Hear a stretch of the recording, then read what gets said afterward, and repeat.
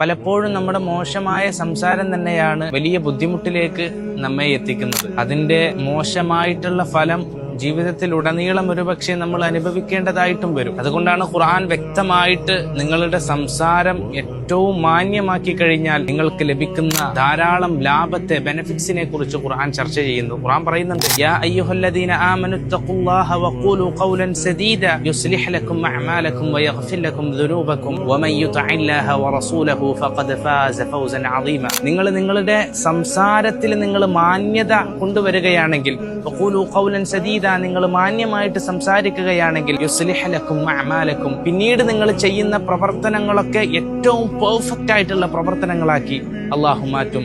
വയഗ്ഫിർ ലക്കും ദുനൂബക്കും, നിങ്ങളുടെ പാപങ്ങൾ അള്ളാഹു പുറത്തു തരും.